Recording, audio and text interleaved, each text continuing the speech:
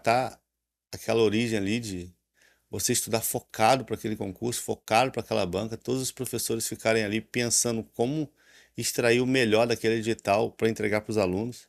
Então, por isso que eu gostei bastante dessa proposta, eu acredito bastante nisso aí. E se vocês tiverem dúvidas, pessoal, de direito tributário, legislação tributária, não fica com vergonha de perguntar não, sabe? Pode perguntar mesmo. Contabilidade também. Eu fiz concurso de contabilidade lá para o TCE Rio de Janeiro, né? Eu passei no concurso lá e era de contabilidade. Então, tinha a parte específica era contabilidade geral, avançada, contabilidade pública e de AFO. Então, eu acabei ficando muito bom ali. Era só 3 matérias para 100 questões mais discursivas. E aí teve o adiamento da pandemia, eu fiquei, tinha nada para fazer, ficava estudando lá essas 3 matérias. E aí fiquei muito bom também nessas matérias. Então, são outras matérias também que vocês podem sempre mandar mensagem, pedir uma aula extra para conhecer melhor a plataforma. E a plataforma não, as questões, né? A plataforma de questões do TEC, inclusive, como eu não sei se alguém já sabe, eu trabalho no TEC desde 2019 ali nos bastidores, né? E agora eu tô aparecendo também lá nos vídeos no YouTube. Então eu também tô lá fazendo umas apresentações de notícias de concurso que o TEC está começando a querer ir para essa área, ainda está muito iniciante, mas a gente está tentando trazer lá essas notícias, transformar o YouTube do TEC numa plataforma de mídia também, dando notícia de concurso e tal. Beleza? Então, vou mostrar para vocês aqui. Ó, o pessoal tá perguntando aqui, ó. Perguntando sobre contabilidade. Pode perguntar, pessoal. Teve uma discursiva difícil que eu queria resolver e mandei para alguns professores, mas nenhum respondeu. Ó, se ninguém respondeu, não sei se eu vou conseguir responder não, mas pode mandar para mim. Meu e-mail, pessoal, é professor Wilson Tavares,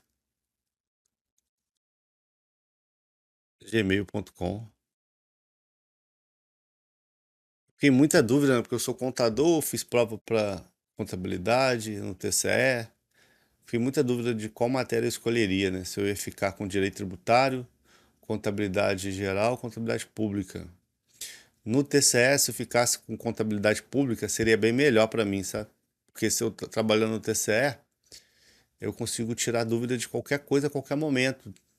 De TCE, lá eu precisar de qualquer assunto de AFO, contabilidade pública, sempre tem alguém que sabe, né? Como eu voltei para a área fiscal e estou lá em Belo Horizonte, eu acabei decidindo ficar de direito tributário, porque qualquer dúvida que surgir, eu vou lá no setor de TBI, vou no setor de ISS, vou no setor de PTU e posso tirar uma dúvida, assim. Sempre tem uns alunos que arrumam umas dúvidas aí que são cabulosas.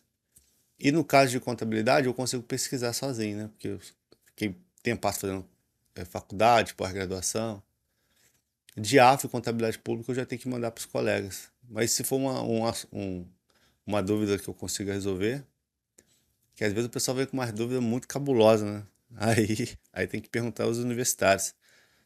Pessoal, vou mostrar para vocês aqui. Não sei se vocês estão vendo o meu material. Esse material aqui eu vou só dar uma revisada e vou mandar para vocês, tá bom? Esse material aqui, ele trata de revisão de direito tributário voltado para o IPVA, né? E vocês vão ver que as questões que eu vou trazer para vocês aqui vão tratar muitas coisas que estão nesse material, tá bom? Lógico, tem questões de direito tributário que cai IPVA, que não está no material, mas são questões mais simples. A parte mais difícil, que é, por exemplo, as características gerais do IPVA. Por exemplo, a gente teve uma decisão do STF recentemente falando sobre a competência de legislar sobre o direito tributário e trouxe à tona especificamente o IPVA, porque a gente sabe que cabe à lei complementar estabelecer normas gerais em matéria tributária. E aí você tem aí que você tem que ter na lei complementar a definição dos tributos e de suas espécies, então a definição dos tributos das suas espécies, então você vai ver lá no CTN, por exemplo, definindo o que é taxa. Porém, no caso dos impostos, a Constituição diz para a gente que a lei complementar ele irá tratar, né, sobre fato gerador, base de cálculo e contribuinte. E aí a gente teve um grande problema, né? Porque no CTN a gente não tem nada sobre IPVA. E aí, como que a gente vai fazer? Se não tem lei complementar tratando sobre IPVA, como que a gente vai tratar o IPVA de uma maneira que seja que todo mundo, por exemplo, pense fato gerador sobre propriedade de, de, de carro, caminhões, moto, de uma forma única se a gente não tem um subsídio de uma lei complementar. Então a gente teve muitos conflitos de competência. Por exemplo, o estado de Minas Gerais, por exemplo, começou a dar bastante benefício fiscal para quem colocasse carro lá em Minas Gerais. Então, você via lá Localiza, Movida, Unidas, todo mundo com placa de Minas Gerais, ainda que estivesse no Acre. Então, a gente teve alguns conflitos de competência que o STF teve que tratar do tema. E aí, esse assunto aqui que a gente passa tranquilo lá no estudo de direito tributário, a gente nem lembra de PVA, a gente estuda isso aqui também em direito constitucional, mas vem a Sebrasp e cobra especificamente para você pensar como que a gente vai ter as decisões relacionadas a fato gerador, base de cálculo e contribuintes no assunto IPVA. Isso aí você vai perceber que se você não tiver um material específico para isso, isso gera confusão, isso gera uma dificuldade maior para você entender. E o material tenta aparar essas arestas. Eu vou trazer sempre para vocês um pouquinho de direito constitucional, direito tributário aplicado ao IPVA. E aí, às vezes a gente pensa assim, né? Poxa, essa questão tratou sobre jurisprudência. Mas jurisprudência, mas a gente já deveria conhecer já. A gente já deveria chegar nesse raciocínio. Mas chegar nesse raciocínio sozinho é muito difícil. Por isso que a gente tem o professor, né? O professor, ele nada mais é do que um especialista naquele assunto. Ele pesquisa só aquele assunto e tenta trazer de forma mastigada. Então, aqui eu até coloco, né? A União, ela pode editar uma lei complementar sobre PVA. Ela não, ela tá aí, ela pode editar. Mas hoje ela não editou, né? Então, a gente tem ali a, o artigo 24, parágrafo 3º da Constituição Federal, né? Inexistindo lei federal sobre normas gerais, os estados exercerão a competência legislativa plena para atender suas peculiaridades. E os estados estão fazendo isso. Mas quando os estados fazem isso, eles acabam um entrando na competência do outro, né? E acaba tendo os conflitos de competência. Então, por exemplo, durante o material aqui você vai ver várias decisões jurisprudenciais, o STF vai alinhando isso. Ó, você aqui extrapolou, ou você aqui está querendo roubar o contribuinte do outro. Esse contribuinte aqui deve para esse estado, não para esse estado. Então, vocês vão ver que as questões de PVA do CESP, elas tratam bastante disso, né? Elas trazem muita jurisprudência e eu vou estar sempre aqui durante esses encontros que eu vou ter com vocês, sempre tentando mostrar como isso pode cair em discursiva, sabe? Porque isso cai em discursiva. Às vezes, um assunto que aparentemente é fácil para resolver questões objetivas, seja de certo, errado ou de múltipla escolha, na hora de você escrever, gera uma complexidade. É mais difícil escrever, sabe? Pô, esse assunto é simples, vai escrever. Nossa Senhora, é difícil. A Sebrasp, por exemplo, na Cefaz DF, ela cobrou uma questão de direito tributário envolvendo dolo, perdão de dívida, exclusão do crédito tributário, quando envolve dolo. Nossa, aquela questão foi muito difícil. Cara, eu tenho certeza, o objetivo daquilo o pessoal acerta, sabe? Se fizer todas as questões, o pessoal acerta, mas pediu para escrever, misturou só um cadinho de direito penal com direito tributário, algo que a gente passava batido, acertando as questões de anistia, isenção. Anistia. E quando tiver dolo específico. E aí a pessoa acerta, a pessoa decora ali, ela acerta sem nem saber que está decorado na cabeça dela. Mas quando é para escrever, isso traz uma dificuldade maior. Então, eu vou estar sempre nesses encontros, tentando trabalhar com vocês também, essa parte da específica, sabe? Chamando a atenção um pouco aí das específicas e colocando tudo aí que tem de novidade, né? Tem gente, por exemplo, que não sabe que hoje tem uma resolução de alíquota mínima estabelecida pelo Senado Federal sobre motos de até 170 cilindradas, porque não tinha essa alíquota mínima. Existia essa previsão lá no Senado Federal e o pessoal não sabia que tinha, que já veio, né? Pelo menos uma resolução tratando de um de, de tratando dessas motos aí de até 170 cilindradas. Então, de um veículo automotor específico, que foi de veículo de 2 rodas de até 170 cilindradas, o Senado Federal fez essa resolução. E, poxa, você vai ter isso aqui no material. Além disso, a gente tem várias outras situações que a gente teve mudanças, né? Então, por exemplo, antigamente a gente só teria que, para acertar nas questões, antigamente na Constituição falava assim, o IPVA poderá ter alíquotas diferenciadas em função do tipo e do valor. Agora a gente tem os 4, né? Eles acrescentaram, deixa eu colocar aqui, ó. Antigamente era de tipo e utilização. Agora você tem colocou também valor e impacto ambiental. Então, por exemplo, os estados não podem impor alíquotas diferenciadas do IPVA com base na origem do veículo, por exemplo. Você tem uma questão do SESC que vai trabalhar isso, daqui a pouco eu vou mostrar. E acrescentou aí que poderá ter alíquotas diferenciadas em função do valor e do impacto ambiental. Isso aí já é da reforma tributária. Lembra que o pessoal que estava aqui falando, o material ele não vai ficar falando toda hora, isso aqui veio da reforma. Não, já aceita já, a partir de agora é assim que vai funcionar e já estuda como se nada tivesse acontecido, porque isso aqui já está valendo, tá? Então não tem porquê a gente... Antigamente era só tipo e utilização, agora tem em função do valor e do impacto ambiental. E aí, como que a gente vai fazer para ver questões disso? Aí tem as questões inertes do TEC, que vai trabalhar bastante disso. Tem os temas de discursivas que a gente vai sempre propor para vocês. E decorar, pessoal. Tem muita coisa também que é um pouquinho de decoreba, né? Tentar trazer ali o que pode, o que não pode. Então, por exemplo, não pode ter alíquota diferenciada com base na origem do veículo. Então, o Rio de Janeiro não pode querer cobrar mais IPVA só porque o veículo foi feito lá em Minas Gerais. Mas ele pode fazer uma alíquota diferenciada em função do tipo, da utilização e também do valor e do impacto ambiental. Beleza? Então, vou mostrar aqui algumas questões, já mostrei aqui o material para vocês. Vou tentar mostrar o material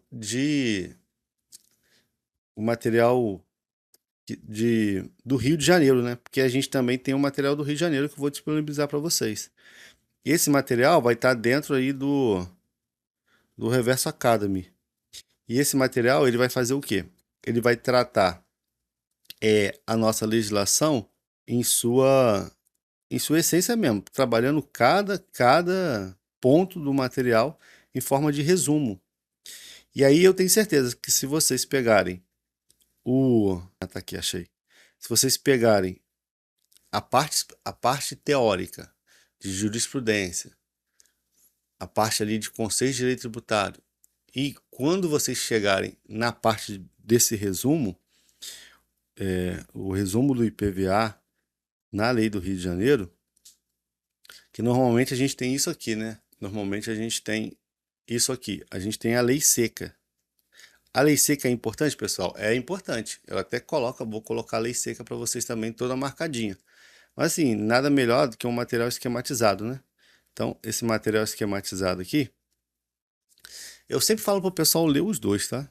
Ler um pouquinho o esquematizado e eu deixo a lei seca aqui também, tá vendo? Vai marcando a lei seca e vai vendo esquematizado também. Porque aí vocês decoram melhor, né? Tem gente que ficar lendo só o esquematizado pode ser cansativo, mas ler só a lei seca também fica uma sopinha de letras na mente. Então eu coloco sempre os dois. E cara, é impossível, eu juro pra vocês, é impossível errar uma questão do CESP de legislação tributária. Se for questões decoreba, não tem como, o material fica muito completo, porque tem a lei seca e os esquemas, entendeu? O que pode gerar dúvidas em relação à parte de jurisprudência, aplicação da imunidade, por exemplo, dentro do IPVA, alguma situação específica sobre um, um um conflito de competência que você não pegou, mas com o material você vai saber tudo, cara, não tem como não saber.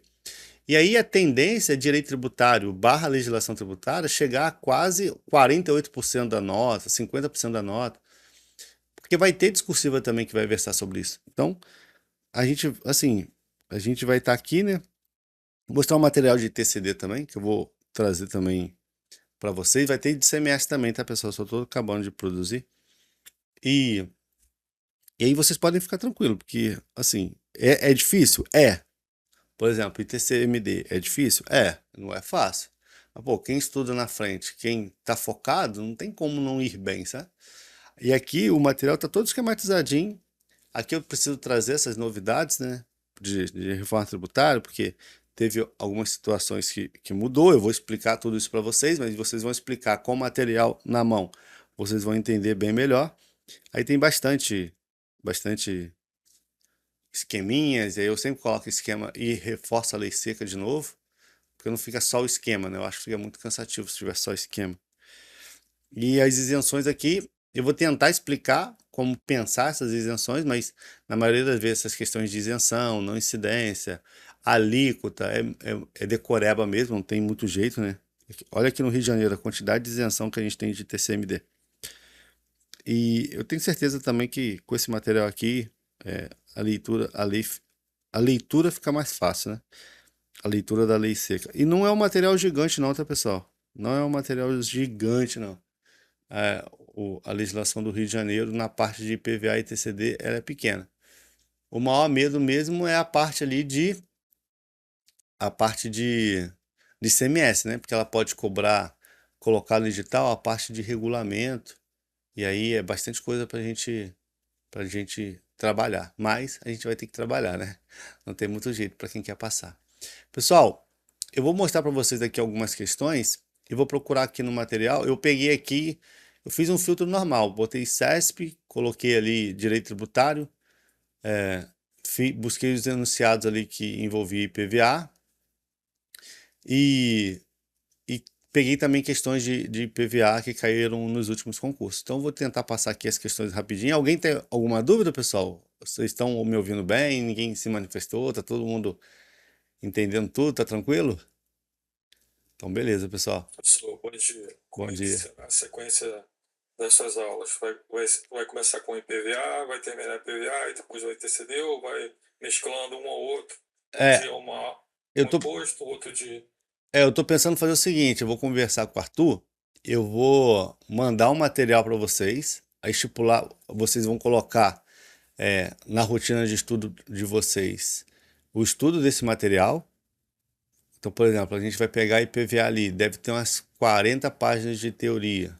Então, vamos supor que a pessoa demore, sei lá, 1 hora para ler 10 páginas. Que acaba que fica um material muito denso por conta de jurisprudência, né? Então, eu jogo o material para vocês, vocês estudam.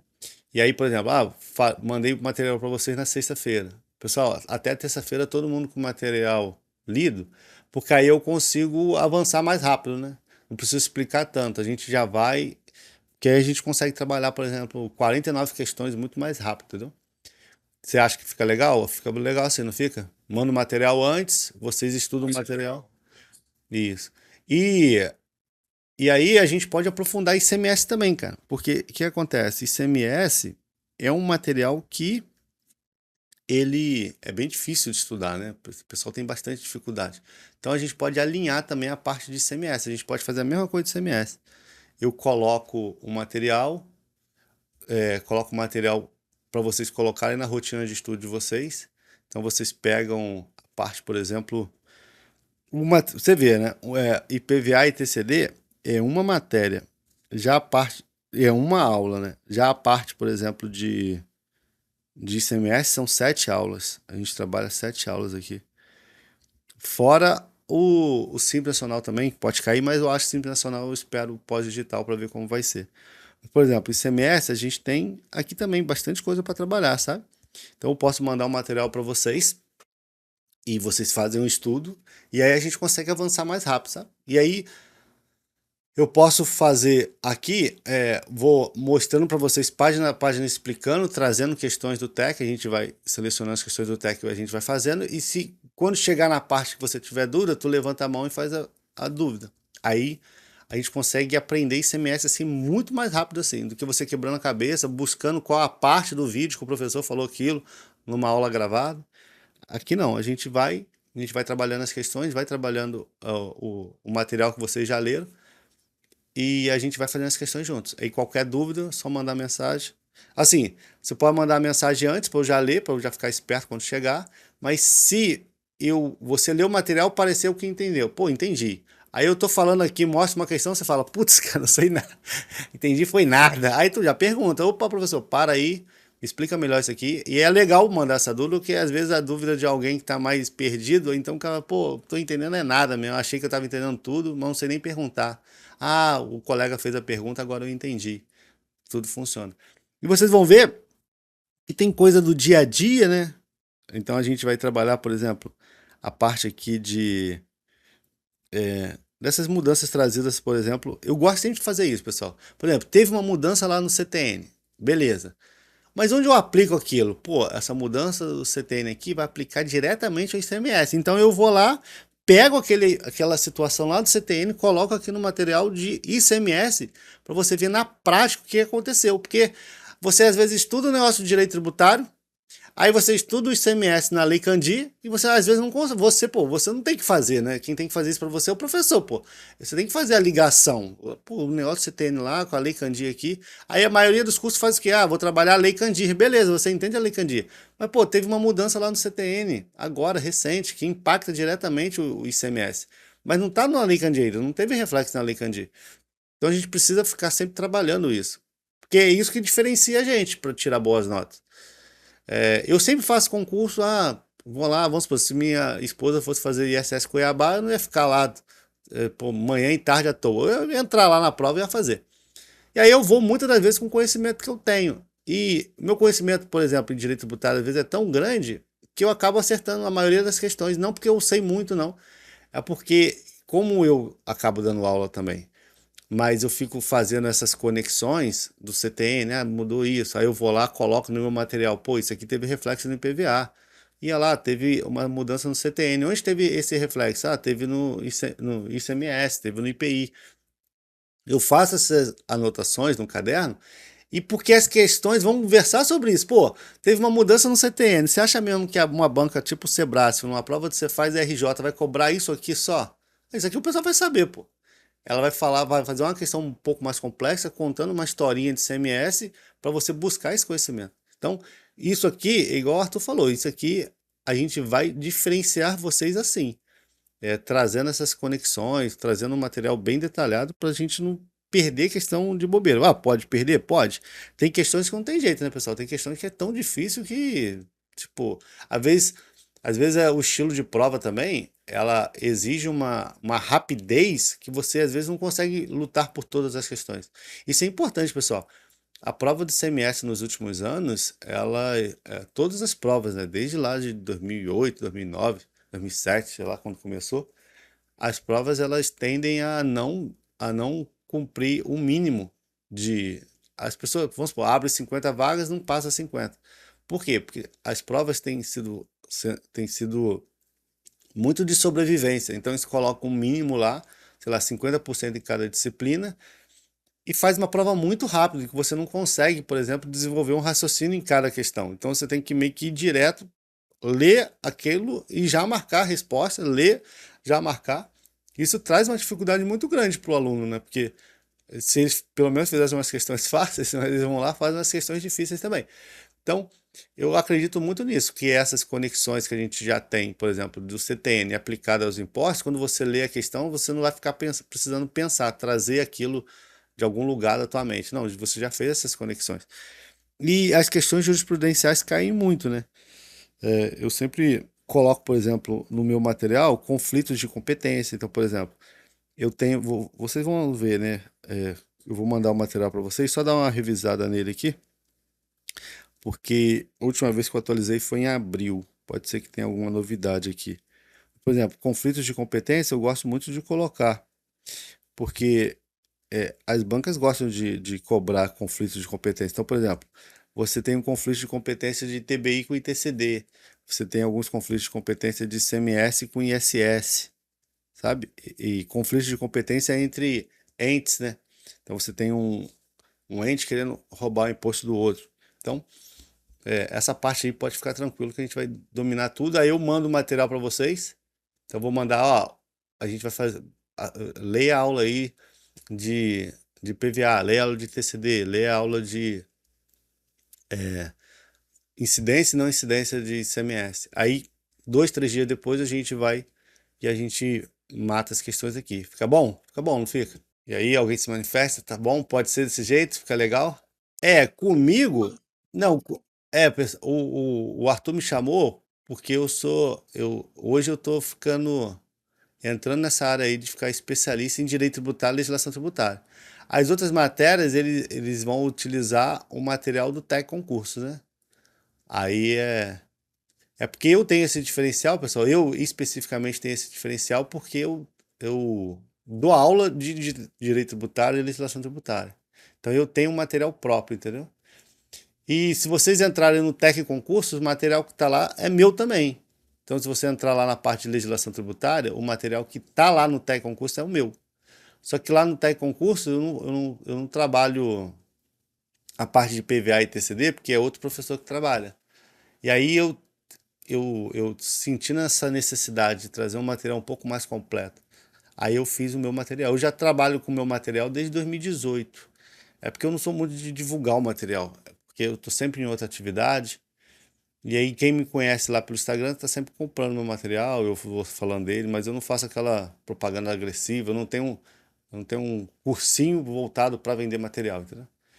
Então, no caso do material, essa parte de legislação tributária, aí eu vou ceder porque vocês não têm nem no técnico concurso esse material. Ou lá não tem de PVA, de TCD, de a legislação específica do Rio, a legislação específica de PVA do Rio, de TCD, do PAT, não tem. Aí por isso que. Mas as outras matérias tem tudo lá no TEC. E aí o Arthur vai ver com vocês. Só essa parte mesmo de legislação tributária que vocês não têm no TEC, vocês não têm. E vou te falar que não vai ter nem em outra qualidade. Se eu falasse assim, pessoal, esse material aqui vocês vão ter que comprar por fora, não vai ter na qualidade que eu faço aqui, não vai ter. Pode ter até chegar perto, mas igual eu faço, não, porque não é impossível. A maioria dos professores não vão tratar a matéria assim. Aí, qual é o problema do meu material? É que eu não faço vídeo para ele. Eu não tenho tempo para gravar vídeo. Eu só tenho PDF. Aí os outros professores eles fazem vídeo. Mas como eu vou estar aqui com vocês, aí esse problema vai ser resolvido, porque eu vou estar aqui fazendo vídeo com vocês, né? A diferença do material de outras pessoas que tem essa explicação em vídeo que eu não tinha, no caso de vocês não vai ter isso, né? A gente vai ter explicação aqui de vídeo de tudo. Beleza? Tem mais alguma dúvida, pessoal? Não posso continuar aqui? Então, eu vou fazer aqui uma releitura aqui dos principais pontos de direito tributário. Tá todo mundo vendo minha tela, né? E eu vou relembrar alguns pontos que, pessoal, essa aula aqui é uma aula de apresentação, tá? Essa aula aqui a gente ainda vai trabalhar todos esses pontos aqui no nosso material lá, no material que eu vou fornecer para vocês. Mas você já tem esse estudo aqui em direito tributário. Então, por exemplo, os tributos podem ser vinculados e não vinculados. Os tributos não vinculados incluem, e isso aqui é uma dúvida que muita gente tem, né? Porque quando a gente está estudando direito tributário, a gente tem aquela sensação que, por exemplo, quando a gente paga o IPTU, ele tá ele tá, ele tem arrecadação vinculada, ou tem gente que pensa pior ainda, pensa assim, eu só posso pagar IPTU se tiver rua asfaltada no meu bairro, eu só posso pagar IPVA aqui se tiver rua asfaltada, se tiver uma estrada. E isso aí é um pensamento que o pessoal assim, não sabe nada de tributário e já começa pensando assim, mas a gente vê que não existe essa vinculação, né? A gente só tem essa vinculação em alguns tributos, como contribuições de melhoria, taxas, empréstimos compulsórios, a COSIP, que mudou de nome, né? Mas ainda vou chamá-la aqui de COSIP, que é a Contribuição de Iluminação Pública, mas agora a reforma tributária ampliou a COSIP para poder abarcar outros serviços também. Mas quando a gente pensa de tributos vinculados, a gente pensa neles: empréstimo compulsório, contribuição de melhoria, COSIP, taxas. E os tributos não vinculados, como regra geral, são as contribuições sociais e impostos. Então, você vai enfrentar questões assim do CESP e os tributos não vinculados incluem. Você vai buscar contribuições sociais e impostos. Então, por exemplo, aqui tinha contribuições especiais. Aqui, ó, IPVA, opa, taxa. Então, a taxa é um tributo vinculado, eu posso eliminar. Taxas, contribuições de melhoria, eu posso vincular, posso tirar, né? Porque aqui são tributos vinculados. Contribuição de melhoria aqui, tributo vinculado. Ele está vinculado. Taxas, contribuição de melhoria, empréstimo compulsório e COSIP, ele tem essa definição aí de ser um tributo vinculado. A gente tem que só tomar cuidado que existe o tributo vinculado e o tributo de arrecadação vinculada. Então, por exemplo, o tributo vinculado é aquele que você paga um determinado valor devido a uma contraprestação específica. Então, por exemplo, eu vou pagar taxa de serviços públicos, eu vou pagar uma taxa de poder de polícia, e ali eu já tenho uma contraprestação específica diretamente ligada. Já aqueles tributos não vinculados, você paga e você não está pagando por uma contraprestação específica, você está pagando porque você tem que pagar. Então, por exemplo, eu paguei o imposto de renda em 2023, em 2024, mas eu não tive nenhuma contraprestação específica por conta daquilo. Eu só tive que pagar porque impostos você vai estar pagando ali, mas você não vai estar recebendo e você nem vai estar percebendo nenhum tipo de contraprestação específica para aquilo. É a mesma coisa do IPVA, você tem a propriedade do carro, se você deixar o carro parado na sua garagem, você vai pagar, se você estiver andando, você vai pagar. E normalmente os conceitos eles se misturam muito com a arrecadação, se essa arrecadação é vinculada ou se a arrecadação é não vinculada. E aí a gente vai trabalhar isso aí na nossa aula que eu vou trazer para vocês, mas sempre pense isso, né? Tem banca que vai, e a Sebrae faz isso, ela pensa em tributo vinculado e tributo não vinculado, e também tributo de arrecadação vinculada e arrecadação não vinculada. Então, por exemplo, a contribuição de melhoria, ela tem arrecadação vinculada ou não vinculada? Eu sei que ele é um tributo vinculado, mas e a arrecadação dela? A arrecadação dela é vinculada ou não vinculada? Poxa, mas se ela fosse de arrecadação vinculada, mas ela só pode ser cobrada depois de ter a obra. Ela pode até, se a obra for uma parte ali, mas vou pensar de forma mais fácil. Se a obra já ocorreu, teve a valorização daquele imóvel, isso aí pode ter se passado aí 5 anos. E o investimento para esse tipo de melhorias que teve reflexo na, na valorização imobiliária de todos os imóveis presentes ali naquela região, esse investimento já ocorreu, esse investimento já foi gasto. Então, se eu pensasse a contribuição de melhoria como de arrecadação vinculada, não faria sentido, porque às vezes esse investimento já foi empregado. Então, no caso, tem muitos doutrinadores, você vai ver questões disso, que pensam que contribuição de melhoria ele é um tributo vinculado, porém de arrecadação não vinculada. Beleza? Então, existem algumas diferenças em relação a alguns tributos. Já, por exemplo, a COSIP, não, a COSIP é de um tributo vinculado e ela tem uma arrecadação vinculada também. Inclusive, se naquele ente a gente tiver uma arrecadação muito grande, desproporcional ao custo do serviço de iluminação pública, o Tribunal de Contas vai lá e fala assim, diminui esse valor aí, você está utilizando a COSIP como imposto. Você está querendo utilizar a COSIP como uma arrecadação para outros fins, mas não, a COSIP tem que ser utilizada para a gente poder pagar os custos aí da iluminação pública. Então, tributo não vinculado e tributo vinculado, o IPVA está presente nisso, tá bom? E o IPVA, como é um imposto, o imposto ele tem como característica essa ideia de tributo não vinculado, né? Não está vinculado a nenhuma contraprestação específica. Eu vou tentar mostrar aqui o material em... Deixa eu ver se eu acho aqui o material. Tem hora que eu vou mostrar o material para vocês, que aí fica mais fácil também, né? A gente pensar o material aqui. Vou mostrar para vocês aqui. Vou colocar aqui por cima. Acho que não vai ficar tão feio, não. Então, por exemplo, essa questão aqui. Já estava marcado. Essa questão aqui de limitações constitucionais ao poder tributário. Isso aqui é um assunto que cai muito, né, para direito tributário. E é um dos assuntos mais importantes. Mas pensa comigo. Provavelmente você já viu isso aqui em algum lugar. Deixa eu mostrar para vocês. que a gente tem ali, por exemplo, aquela ideia de anterioridade anual, anterioridade nonagesimal. Quando eu fazia com bastante questões no TEC, tinha esse quadrinho aqui, cara. Esse quadrinho a gente acha em todos os resumos de concurseiros. Se você não tem esse quadrinho ainda, coloca, porque isso dá uma sorte danada, esse quadrinho aí. Aí vocês pegam lá no material, copia e cola, mas se vocês estiverem fazendo questões no TEC, vocês vão encontrar esse quadrinho. Porque esse quadrinho aqui, ele resume bem, né? As exceções à anterioridade nonagesimal, que é exceções à noventena, né? Tem gente que chama noventena, anterioridade nonagesimal. A gente tem aqui as exceções à anterioridade anual, que está aqui. E vocês têm no meio aqui aqueles tributos que você tem exceção tanto de anterioridade anual quanto noventena.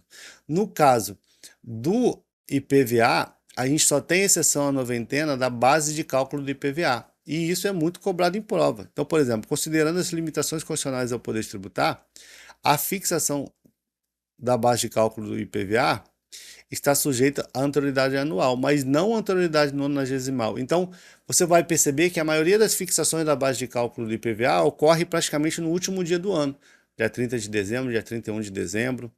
Eles colocam essa atualização bem no finalzinho do ano. E como a fixação da base de cálculo do IPVA, ela não respeita esses 90 dias que a Constituição traz para a gente poder fixar, instituir tributo, aumentar o valor do tributo, ela não traz nenhuma exceção. Ela traz exceções lá na Constituição. E no caso do IPVA, ela trata apenas de que a fixação da base de cálculo ela está sujeita a apenas a anterioridade anual. Então, se eu aumentei a base de cálculo em 2024, eu só posso cobrar em 2025, mas independente de quando eu aumentei essa base de cálculo. Já a fixação de alíquotas, já o aumento de alíquotas, eu posso fazer em 2024 para 2025, porém eu tenho que respeitar também os 90 dias. Então, se eu fizer esse aumento de alíquota em novembro, dezembro, eu já não consigo cobrar em janeiro. Se eu fizer em outubro, novembro, dezembro, eu também não consigo. Esse aumento de alíquotas tem que ser ali no dia 31 de setembro para trás, para eu poder utilizar no início do ano de 2025. Já aconteceu, pessoal, por exemplo, IPTU. Eu já vi caso lá quando eu estava lá no TCE, de o município ter que aumentar a alíquota, por exemplo, em novembro, e pegou e fez e mudou o fato gerador do IPTU, tirou do dia 1º de janeiro e colocou lá no dia 1º de março. Então ele mudou a alíquota em novembro, não era base de cálculo, né? Porque a base de cálculo do IPTU, a gente viu aqui que também tem essa exceção aí à noventena, então poderia ser cobrado, mas como ele queria aumentar a alíquota, ele tirou ali o fato gerador do IPTU e jogou lá para março. No estado eu nunca vi isso não.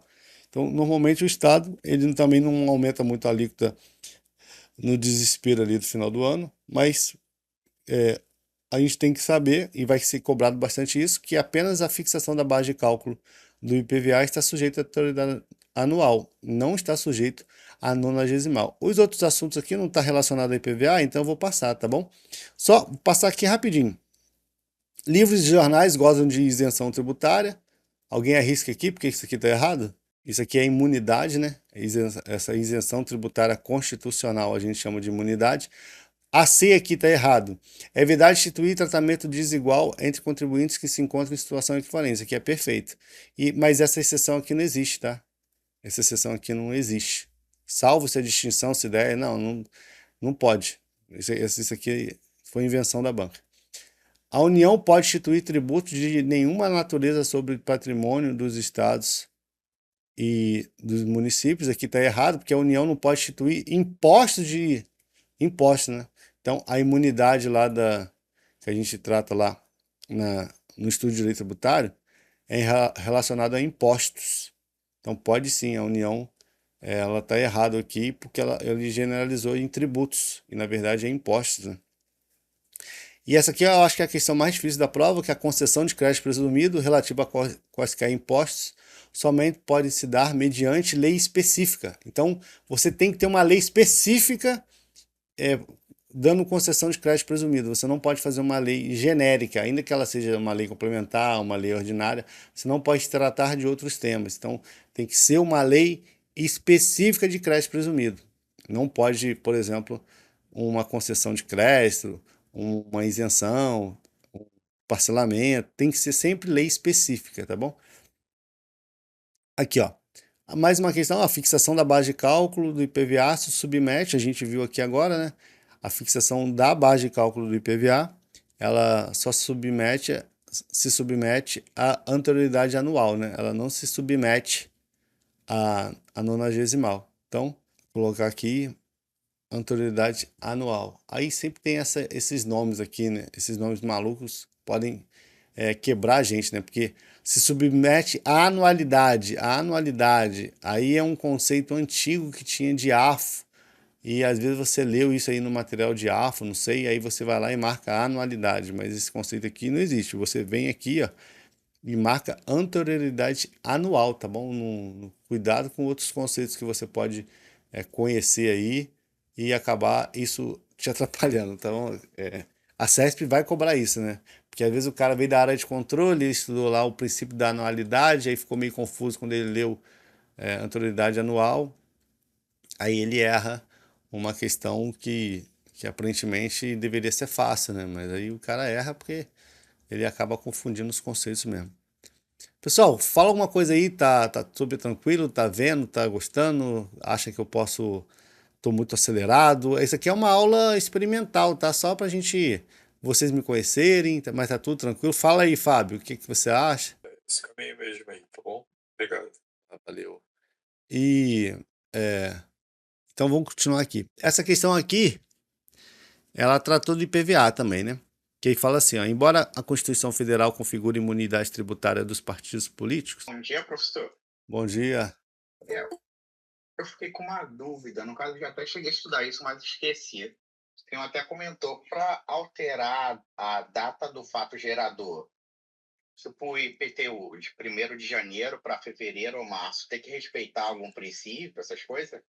No caso de aumentar só o fato gerador, não precisa não. A Constituição ele fala sobre instituir, aumentar, né? Instituir ou aumentar. Então, por exemplo, às vezes acontece muito no. Vou dar exemplo de ISS que fica mais fácil. Por exemplo, eles criaram a possibilidade de pagar ISS sobre profissional liberal. Então você tinha uma metodologia que era você emitia todas as notas fiscais, virava o ano, virava um mês, né? E você tinha até o 8º dia para pagar. Só que aí para beneficiar os SPLs, os profissionais liberais, eles começaram a fazer de forma trimestral o pagamento do ISS. Só que você perceba que não teve uma instituição de novo tributo e nem também um aumento de valor a pagar. E sim só uma mudança dessa sistemática. Então você não tem aí que respeitar o princípio da. Não se fala, né, de anterioridade nesse caso, porque você só mudou o, a data do fato gerador sem trazer nenhum tipo de aumento ou instituição de novo tributo. Isso a gente vê muito também, não sei se você já viu aquelas questões que fala sobre prazo de vencimento. Então, por exemplo, às vezes o vencimento do Simples Nacional hoje é dia 20. Dia 20? Acho que é dia 20, o vencimento do Simples Nacional. O vencimento lá na minha prefeitura é dia 10. O vencimento, se for eventos, o cara fez um. Dia 10 é o padrão. Mas se for evento, um show, é dia 8.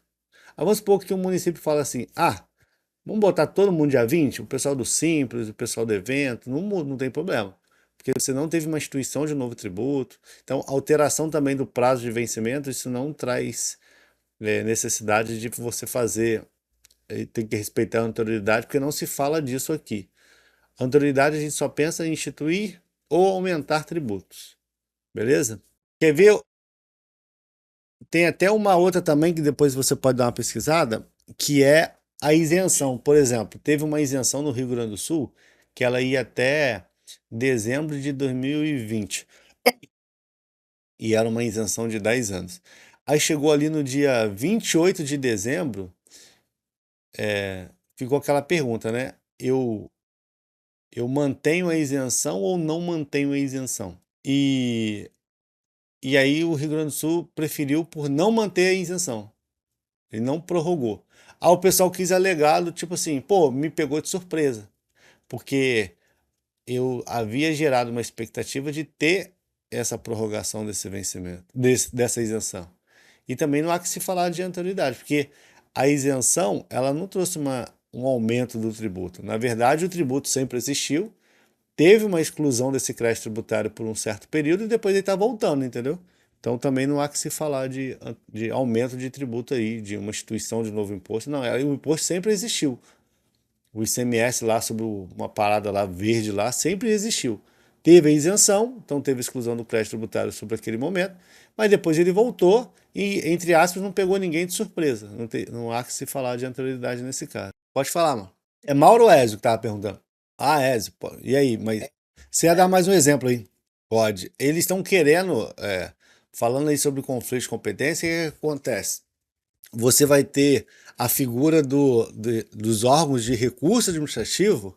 Então você vai ter os órgãos de recursos do IBS, que você vai ter 3 instâncias, aí você vai ter ali o pessoal do município, o pessoal dos estados, você vai ter também o pessoal de contribuinte, e aí você vai ter 3 instâncias. Então, por exemplo, vai vir um recurso lá para mim, lá na prefeitura de BH, aí depois vai chegar, o cara quer continuar com o recurso, aí vai lá para Brasília, em segunda instância, e eles pensaram também numa terceira instância. Só para terminar aqui, e eles fizeram o mesmo pensamento no CBS, só que gerou uma certa dúvida. E se tiver um conflito de competência, por exemplo, os órgãos julgadores do IBS julgarem contra uma decisão dos órgãos julgadores do CBS? E aí gerou essa dúvida. E o que eles pensaram em fazer? Criar um novo órgão julgador. E aí, pô, cara, um novo órgão. Aí o pessoal parece que vai aceitar isso aí que você falou.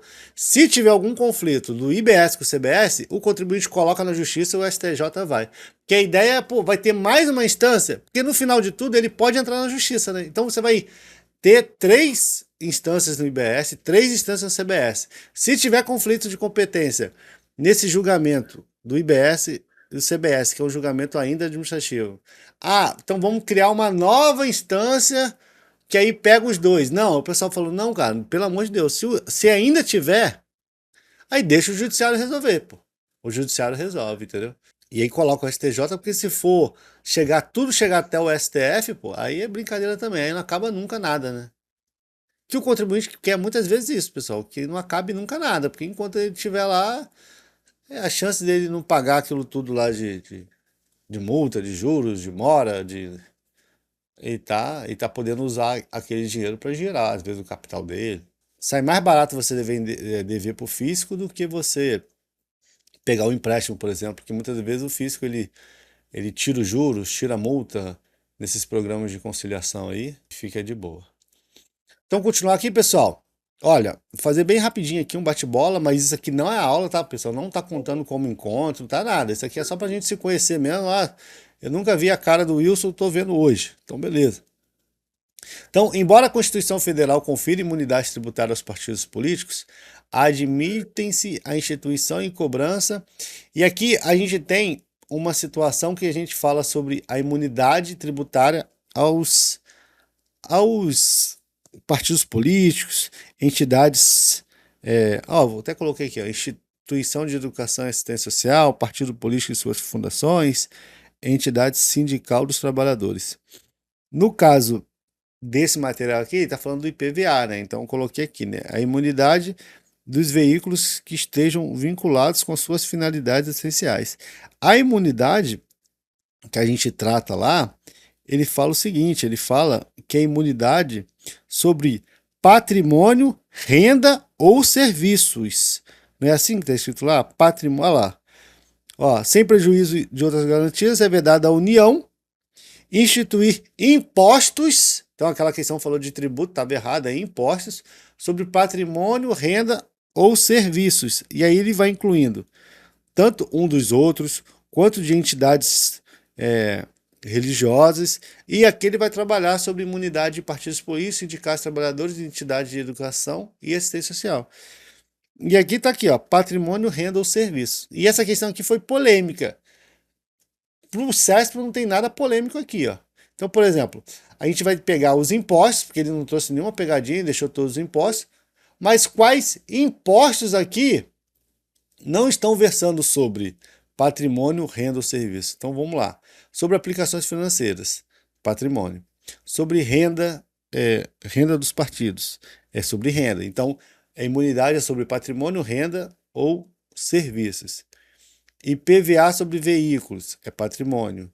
IPTU sobre imóvel, patrimônio. ICMS sobre vendas de mercadorias. Olha, é patrimônio, renda ou serviços. Aqui a gente está falando o quê? De circulação de mercadorias. Isso aqui não é patrimônio, renda ou serviços. Porque sempre, pessoal, quando a gente está estudando, tem umas exceções das exceções, né? Então, por exemplo, então vou cobrar o ICMS do cachorro-quente que a igreja está vendendo lá aquelas festas que tem. Aí também tem que ter um bom senso, né? Até porque esse cachorro-quente, normalmente, já teve substituição tributária na cadeia toda.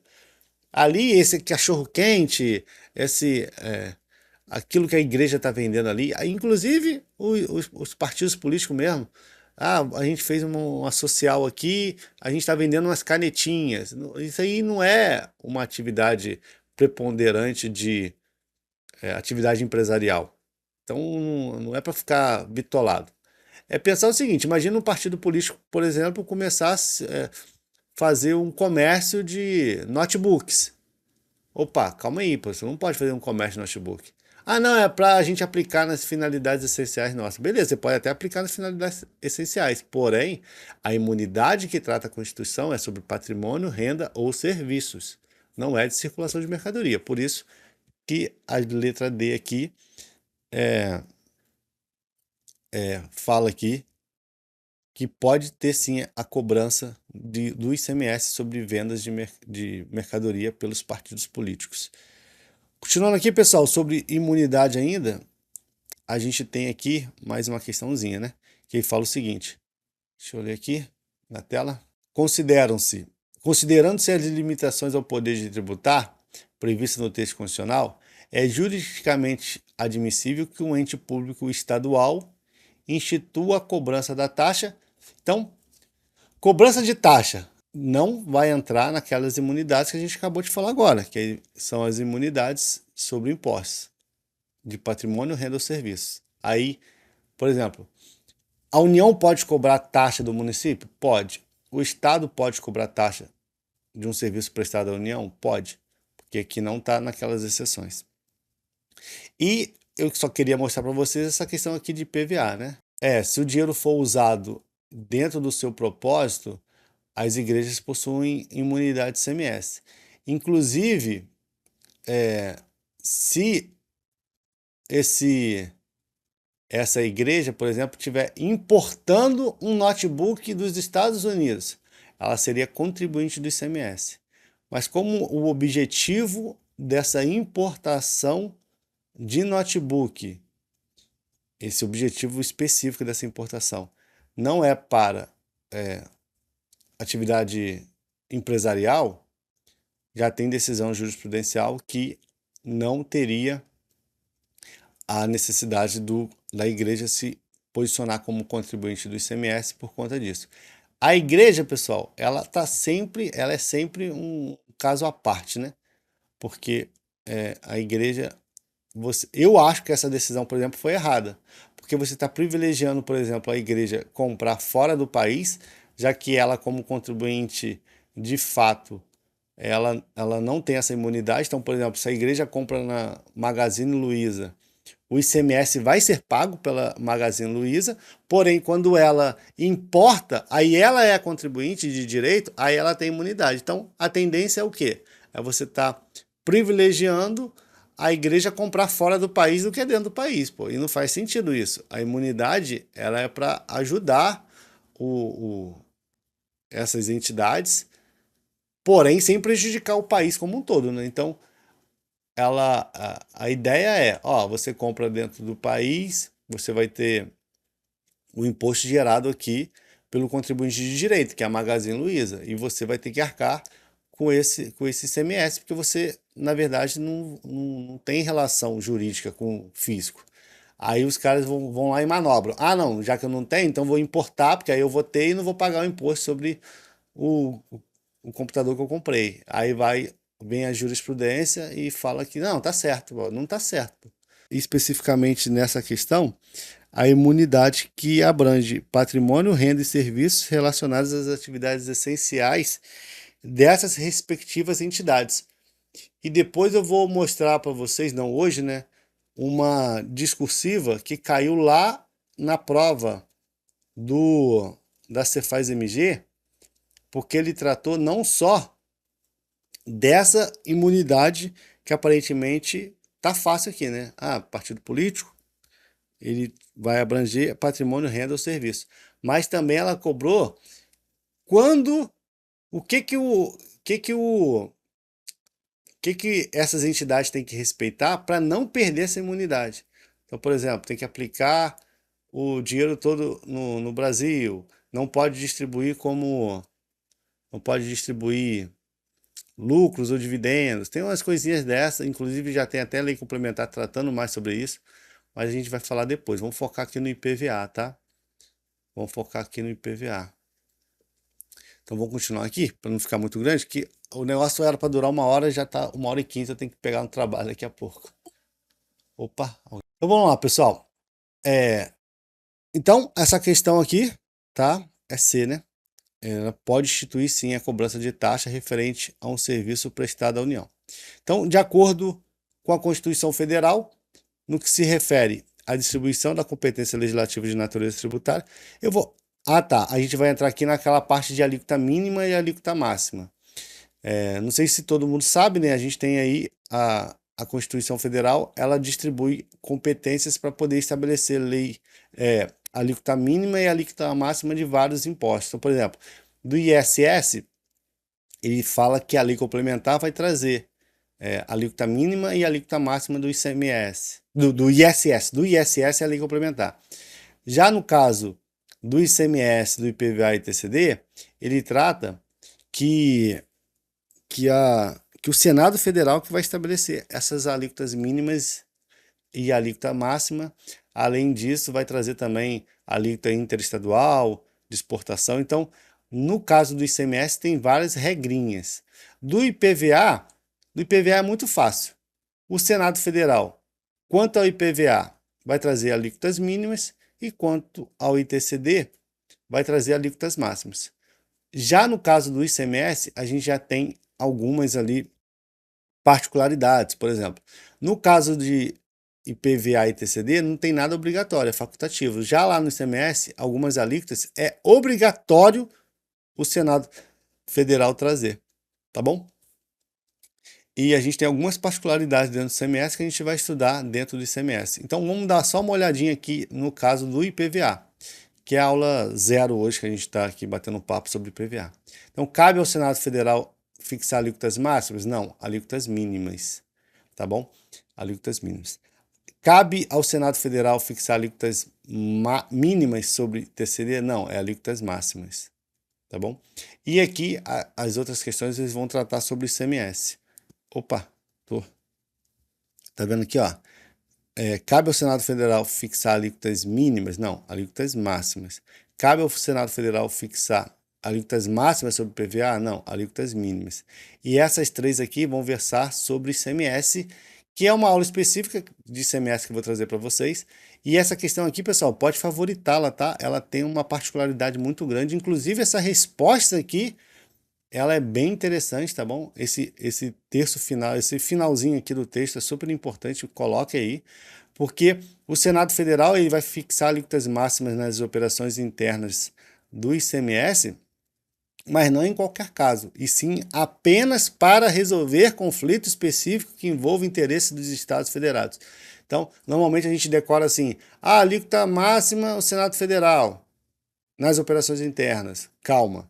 Alíquotas máximas do ICMS, o Senado Federal pode instituir apenas para resolver conflito específico que envolva interesse de estados federados. É só nesse caso que ele pode estabelecer alíquotas máximas. Já as alíquotas internas mínimas, as alíquotas interestaduais, as alíquotas de exportação que a Constituição previa, aí não tem nada desse negócio de resolver conflito, não. Só nas alíquotas máximas que tem que estar o textinho falando também sobre essa situação aí que é de resolver conflito de interesse de estados federados. Mas vamos continuar aqui na parte de IPVA.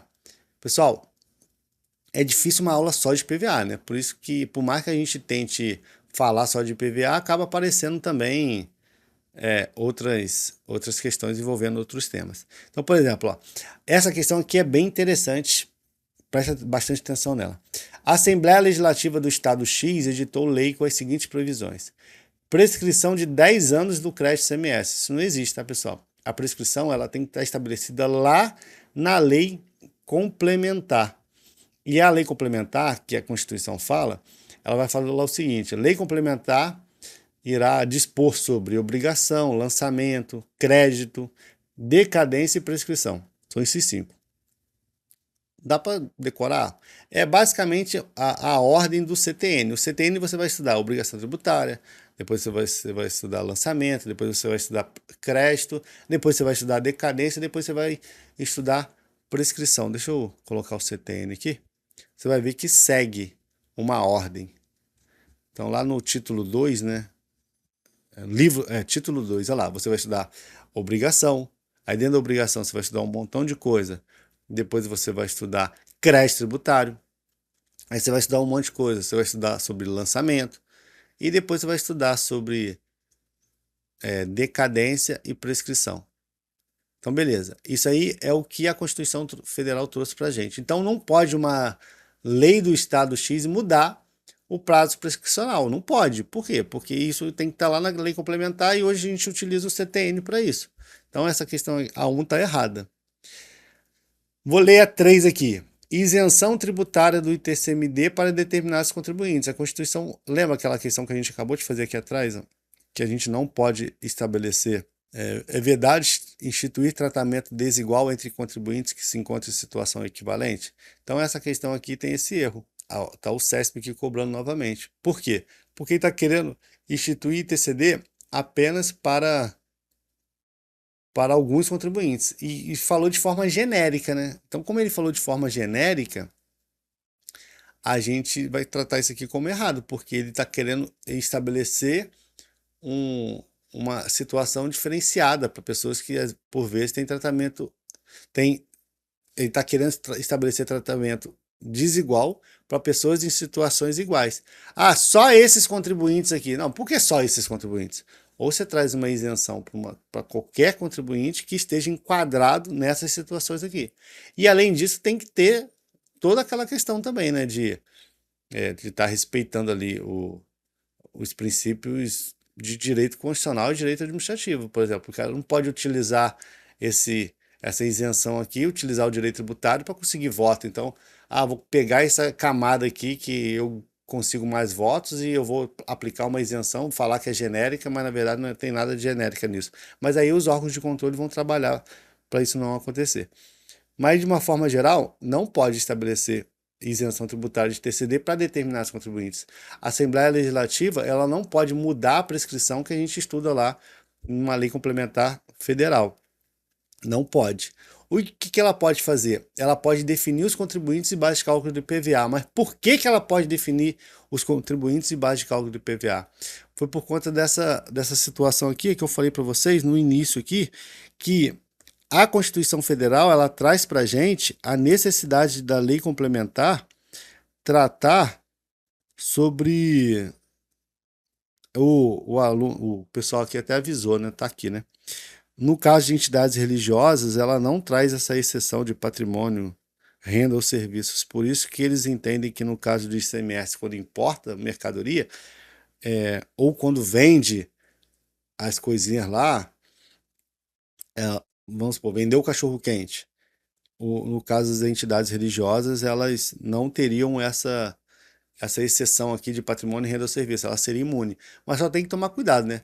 A igreja não pode criar a Magazine Universal, a Magazine Católica. Aí não, né? Aí o objetivo ali não está relacionado às atividades fins. Apesar de não estar escrito aqui diretamente na nossa Constituição, a gente entende o porquê o Constituinte colocou isso aqui na legislação.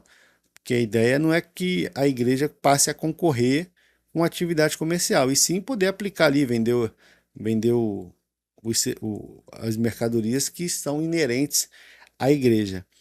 Voltando àquela questão lá da competência sobre legislar sobre IPVA, a nossa Constituição fala assim, ó, cabe à lei complementar, em relação aos impostos discriminados nessa Constituição, os respectivos fatos geradores, bases de cálculos e contribuintes.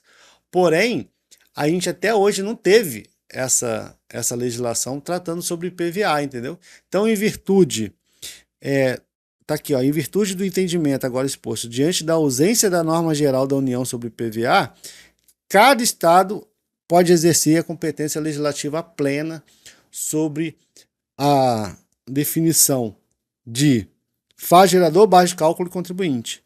Então, por exemplo, se essa questão tivesse escrita assim, ó, a Assembleia Legislativa do Estado X editou a lei definindo os contribuintes e bases de cálculos do ICMS, ia estar errado. Que a gente tem já uma lei complementar versando sobre o contribuinte, base de cálculo e o fato gerador do ICMS, do ITCD, do ISS, do IPTU, do ITBI. O ITCD e ITBI é uma bagunça lá, o CTN, mas o pessoal tira de lá as definições. Agora do IPVA não tem, por isso que a CESP cobrou isso aqui, ó. E aí se ela mudasse aqui para o ICMS, pô, mas para o IPVA então pode. Não, não pode, para o ICMS não pode, para o IPTU não pode, para o ITBI não pode, para o ITCD não pode, para o ICMS não pode, mas para o IPVA pode, que é o que está aqui no nosso material que vocês vão ler. Entendeu como essa questão é importante? Então, apenas a previsão mencionada no item 2 é compatível com o que dispõe a Constituição Federal, por conta disso, porque até hoje a gente não teve essa lei complementar. Até hoje a gente não tem e provavelmente não vai ter. E aí quem está se ferrando para poder organizar tudo isso, quando tem conflito de competência, é o STF. É o STF que está se matando aí para poder resolver os conflitos de competência. Opa, entrou mais alguém?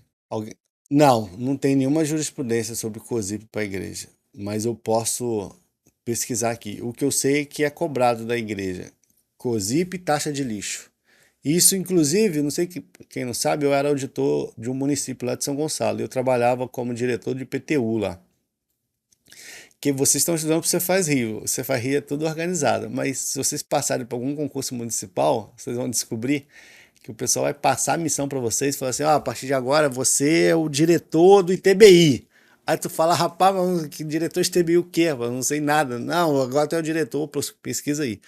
E eu virei diretor de IPTU e aí começou a surgir um monte de igreja, cara. O pessoal não queria pagar a taxa de lixo, não queria pagar a COSIP, mas não tem legislação. O que foi proposto lá para o prefeito é ele voltar com as isenções de igrejas pequenas, né? Então, igrejas menores, por exemplo, de 80 metros quadrados, poderia ter uma isenção da taxa de lixo, entendeu? Porque além deles pagarem taxa de lixo, eles pagavam taxa de lixo comercial. E muitas das vezes tem igreja que não, assim, não é...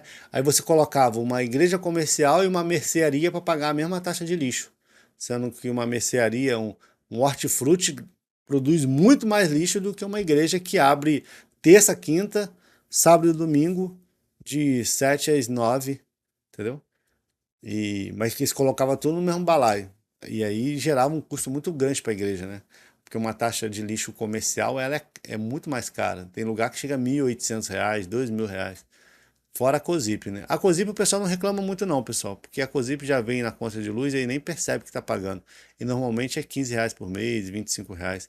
O problema é a taxa de lixo, porque muitas das vezes a taxa de lixo ela vem no mesmo carnê do IPTU.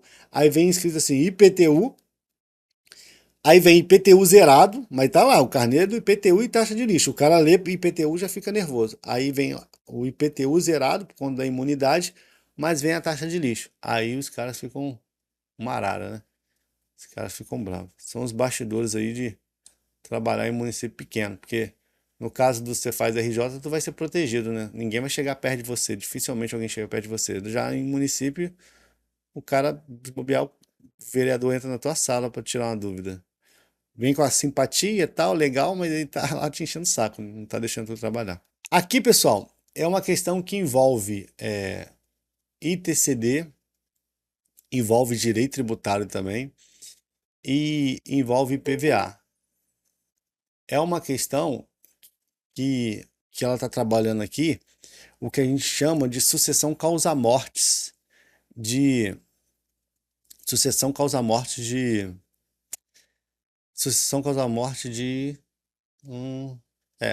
de veículos. Então, porque a gente basicamente, pessoal, a gente tem alguns tipos de sucessão. E aí eu vou pedir para vocês anotarem, eu vou falar isso aí durante os encontros, porque eu preciso trabalhar isso com vocês. A gente tem a responsabilidade por sucessão empresarial, por exemplo. Então, você tem lá as regras da sucessão empresarial. Ah, você fez uma fusão, aí o adquirente utilizou no mesmo, manteve o comércio, aí você vai olhar para aquele que vendeu esse estabelecimento para você. Se ele abriu o mesmo tipo de negócio no prazo de 6 meses, você vai mudar a responsabilidade.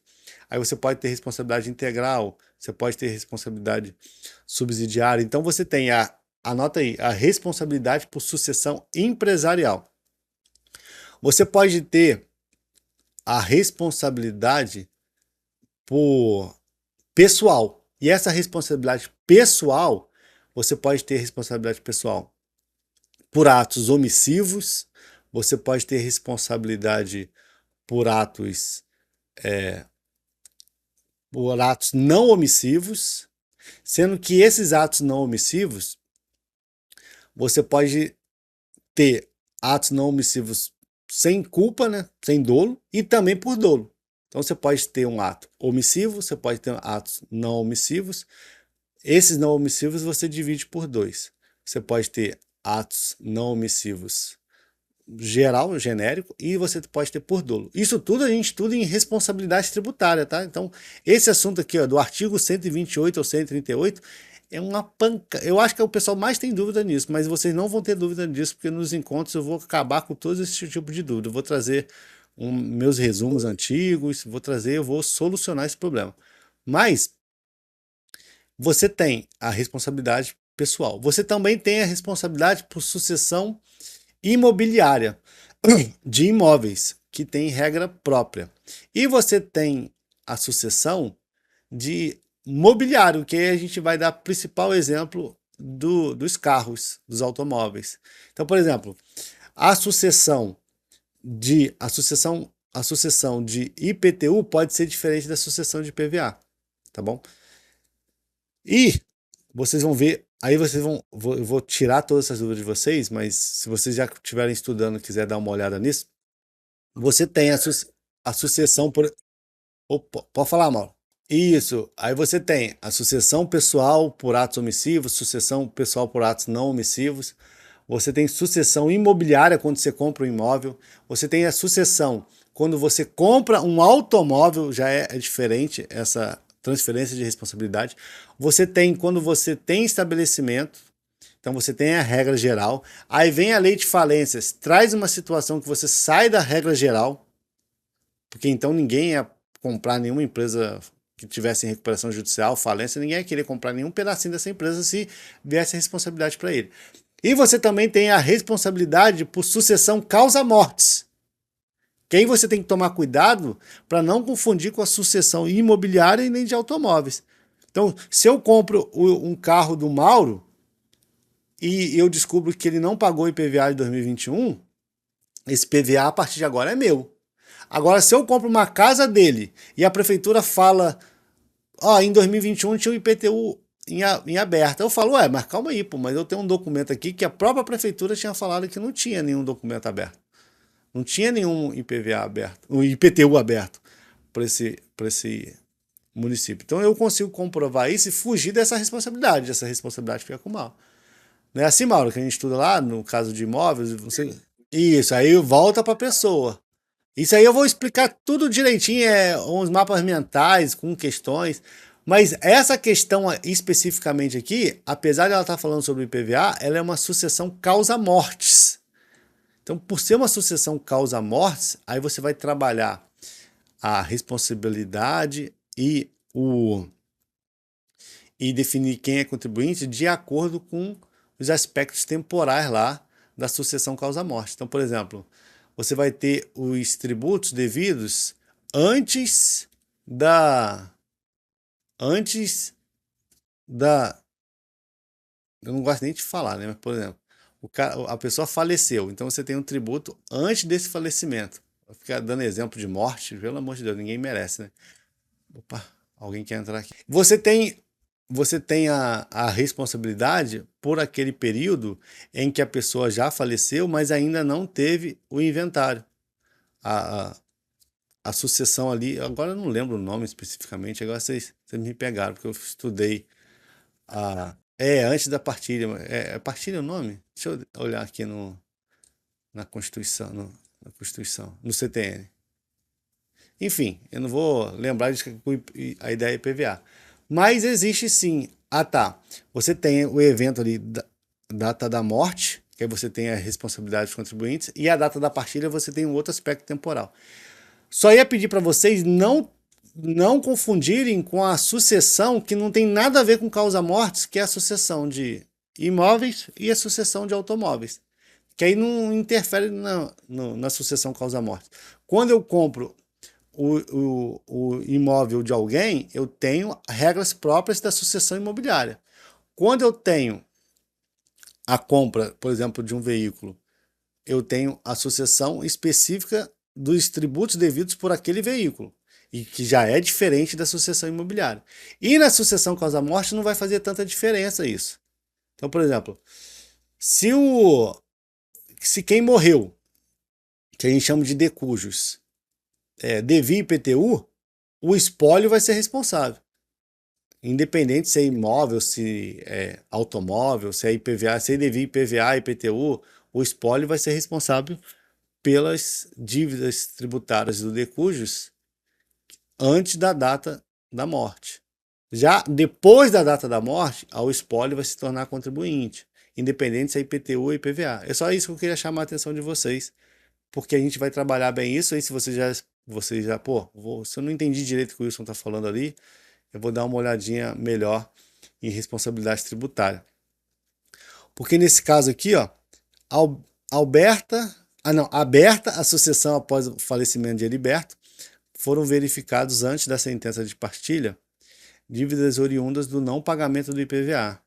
Então, antes da sentença de partilha, como a nossa colega aí falou, você tem ali, entre o decujus e a data da partilha, você tem o contribuinte, que será o próprio patrimônio, que a gente chama de espólio, e os responsáveis. O responsável direto, nesse caso, é o inventariante. O inventariante, ele é responsável tributário por essa dívida, tanto do imposto de renda, quanto do IPVA, quanto do IPTU. Aqui a gente não está falando de sucessão imobiliária direta, de sucessão de automóveis diretamente. A gente está falando de sucessão causa-morte. Então a gente precisa sempre colocar nosso cérebro para estar trabalhando na caixinha da sucessão causa-mortes. Mas a gente vai ter uma aula específica, um encontro específico de direito tributário. Assim, isso aí a gente estuda, não é relevante para a gente, porque a gente estuda em direito civil, mas normalmente o inventariante, normalmente é o cônjuge, mas vamos supor que às vezes o cônjuge não quer ser, aí pode ser os outros sucessores, né? Os filhos podem ser inventariantes também. Os poucos casos que eu já vi, mesmo com o pai vivo, com a mãe viva, o inventariante foi o filho, por exemplo, que já tinha algum conhecimento de, mas já tinha, mas normalmente é o cônjuge. Mas eu já vi um caso de ser a filha. Mas eu não sei como que o juiz procedeu. Porque pra gente não é relevante, não. Ele sempre vai falar na questão quem é o inventariante, né? Ele sempre vai trazer isso aí pra gente.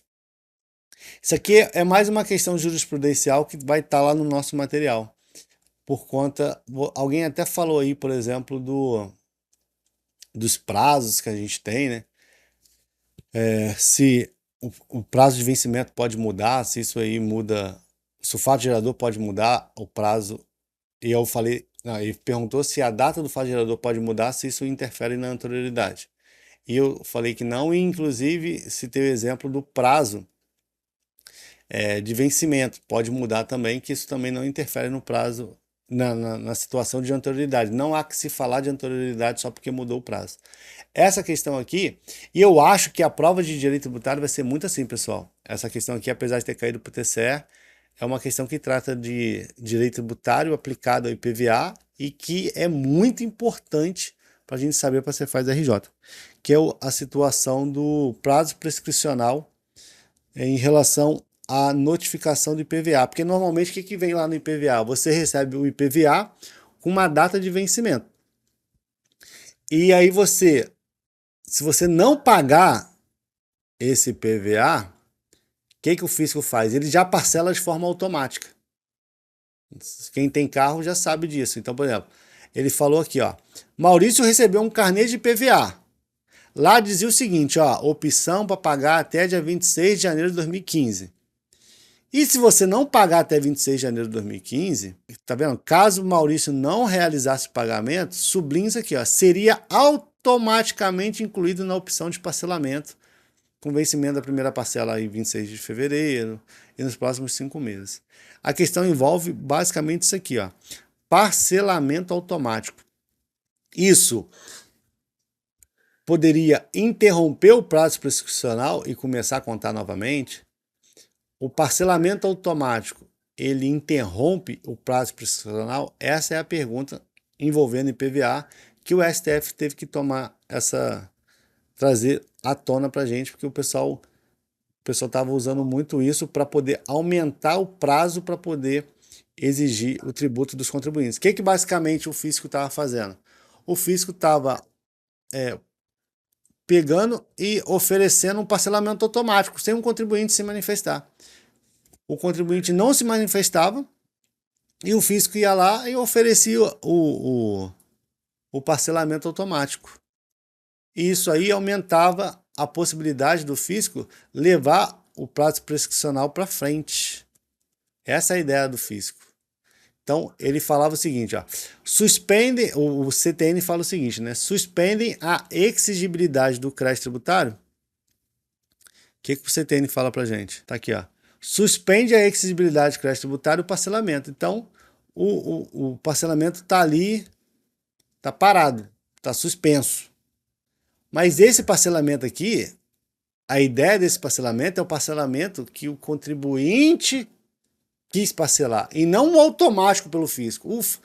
Infelizmente, né, no direito tem sempre essas coisas. Né? Tá escrito aqui o parcelamento, aí o fisco dá uma de doido, falou assim, quer saber? Vou parcelar de forma automática, então o Wilson está devendo o IPVA de 2022. Eu vou criar um parcelamento para ele aqui em 2024 e vou parcelar em 15 meses e vai suspender o crédito tributário, a exigibilidade do crédito. Aí eu posso jogar esse prazo prescricional para frente. Basicamente era isso que o fisco queria fazer. Ele te notifica no dia 26 de janeiro, como essa questão aqui.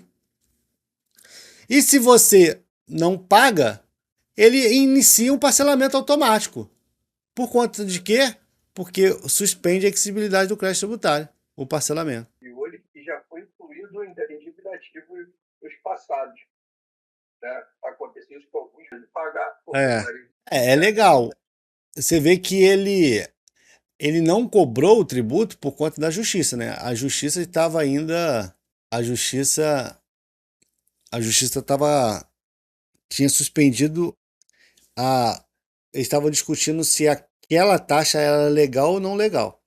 A justiça decidiu que sim. Aí vai ter início o prazo decadencial.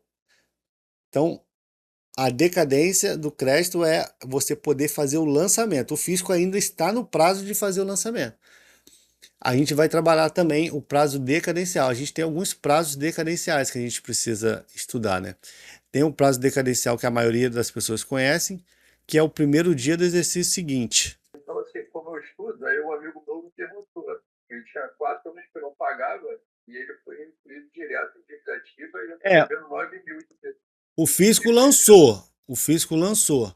Eu acho que é de taxa, né? Não é de PVA, não, né? É umas taxas aqui do. Ah, tá. Aí ele não pagou IPVA? Ah, não, mas o IPVA tá rodando, né? Assim, você pode pagar, você só precisa demonstrar lá que você pagou IPVA, beleza, na hora da transferência, porque o Detran não aceitaria na transferência o sem pagar o IPVA, mas a obrigação de pagar o IPVA continua ocorrendo. É a mesma coisa, por exemplo, do IPTU. O IPTU você não precisa pagar se você não quiser. Voltou. Não, mas essa exigência nunca deixou de existir.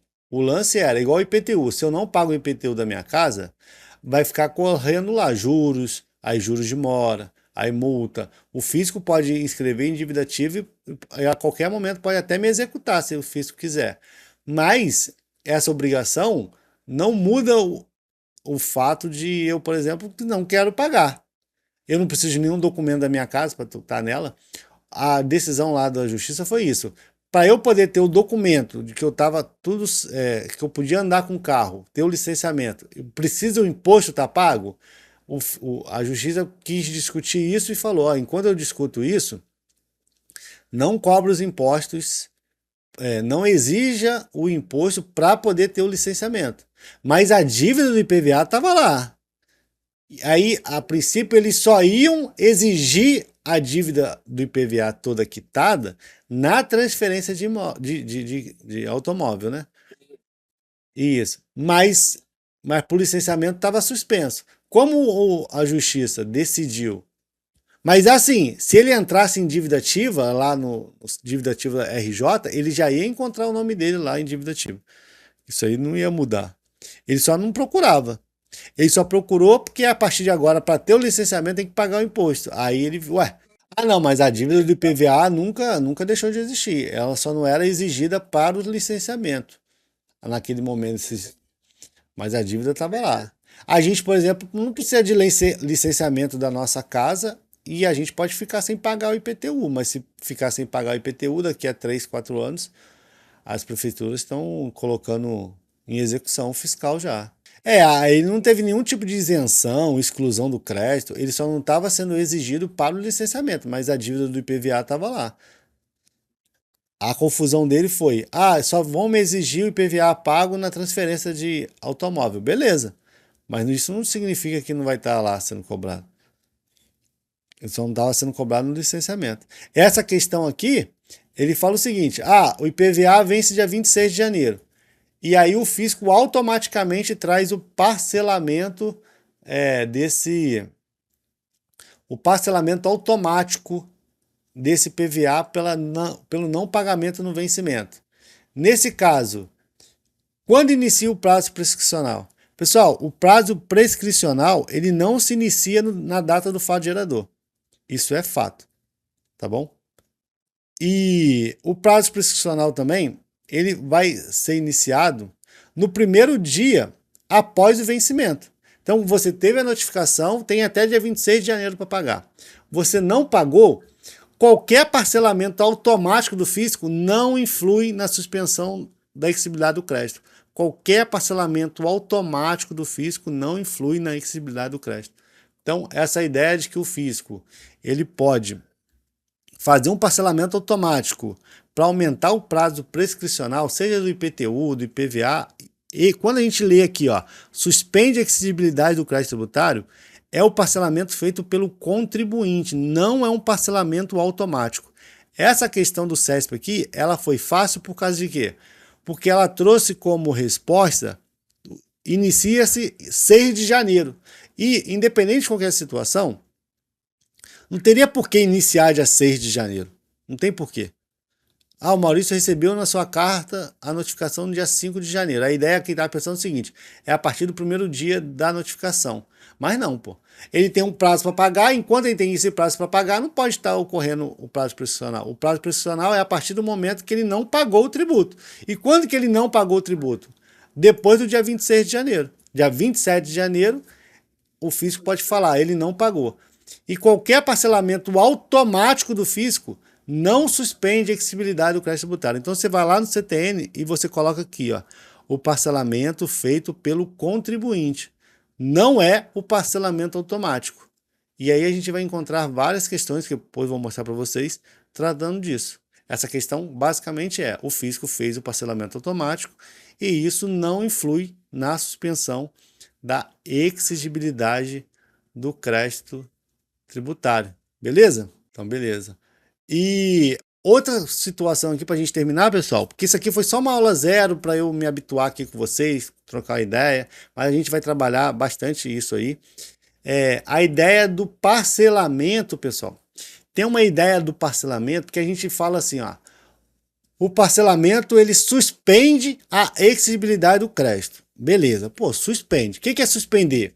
Já corre, vamos supor, o prazo prescricional começou a correr e vamos supor que passaram 1 ano e 6 meses. Ainda falta 3 anos e meio para acabar o prazo prescricional. Só que aí a suspensão da exigibilidade do crédito, por exemplo, pelo parcelamento, ele vai suspender, então ele não vai contar prazo, mas também não vai começar do zero. A partir do momento que o contribuinte deixou de pagar o parcelamento, aí esses 3 anos e meio que estava faltando, independente da quantidade de tempo que ele ficou parcelando, volta a ocorrer. Essa é a ideia da suspensão da exigibilidade do crédito. Entendeu? A mesma coisa da moratória, por exemplo, Petrópolis teve aquele acidente, aí eles fizeram uma moratória. Ó, vocês vão ficar aí em moratória por 1 ano. Então, durante esse 1 ano, não vai ocorrer o prazo prescricional. Ao mesmo tempo, vocês vão ficar 1 ano sem pagar, sem ter juros de mora, sem ter qualquer tipo de multa, tá tudo parado, tá tudo travado.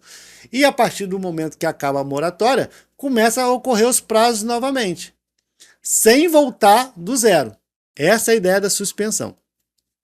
Só que no caso do parcelamento, pessoal, se vocês, quem já fez parcelamento aí, eu fazia parcelamento como tem um áudio saindo aí, certo? Aí, a ideia do parcelamento, se vocês olharem como que funciona um parcelamento, ele fala o seguinte, todos os parcelamentos agora tá vindo com essa situação. Que ele fala o seguinte, ó, deixa eu tentar achar o CTN aqui rapidinho. Não vou achar agora. Mas qual é a ideia? Tá no 68 aqui. Não vou achar. Mas a gente vai trabalhar isso aí. Mas qual é a ideia do parcelamento? Alguns parcelamentos... Tá me ouvindo, pessoal? Tá todo mundo me ouvindo, né? O parcelamento, quando ele vem dentro do parcelamento, que o contribuinte está aceitando aquela dívida. Então, por exemplo, no IPTU tem muito disso.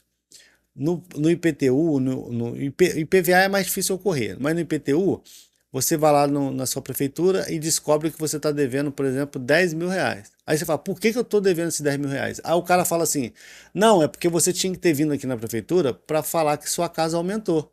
Porém, senhor Wilson, a gente fez um recadastramento aqui por uma aeronave que passou um raio laser na cidade e verificou que no seu cadastro está 60 metros quadrados.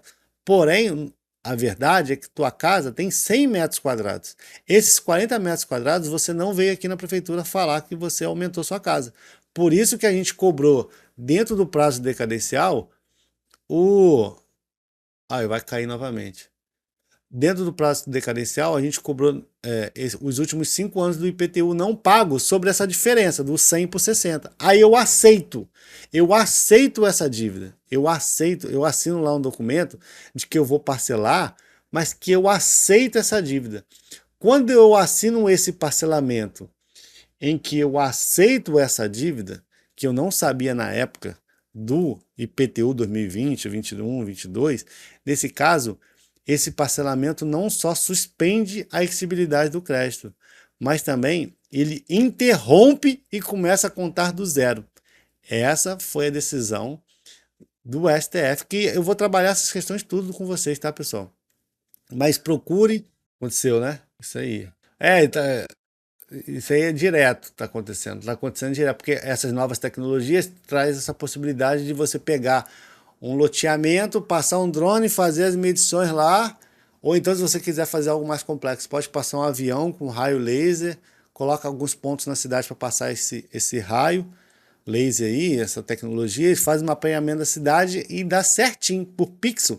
Ó, cada pixel aqui é 5 centímetros, mede a casa da pessoa dá certinho, 100 metros quadrados. E aí você tem essa ideia nova aí dessa diferença. Quando o parcelamento vai só suspender, quando o parcelamento não suspende, que eu já falei para vocês, que é quando tem parcelamento automático. Normalmente o parcelamento ele só suspende, mas em alguns casos o parcelamento ele também pode interromper o prazo prescricional. Que aí eu vou mostrar a diferença para vocês e mostrar como que o CESP tem cobrado isso. Beleza, pessoal? Pessoal, mas assim, isso aqui é só um demonstrativo que a gente vai ter. Assim, eu não vou ficar trabalhando questões mais simples, porque não faz sentido trabalhar questões mais simples vocês já conseguem por aí. A ideia é tentar trabalhar bem esses pontos. Aí eu vou preparar a aula e vou dar o material antes para vocês darem uma olhada para a gente poder... A outra falou que São Gonçalo é um perigo. É o Renan. E aí, Renan, beleza? Mas para a gente poder trabalhar bem esses assuntos bem mais complexos, para a gente trabalhar não só para a gente acertar nas questões objetivas, mas também a gente ter subsídio aí para poder enfrentar as discursivas dessas matérias. Beleza, pessoal? Pessoal, o meu home office começa...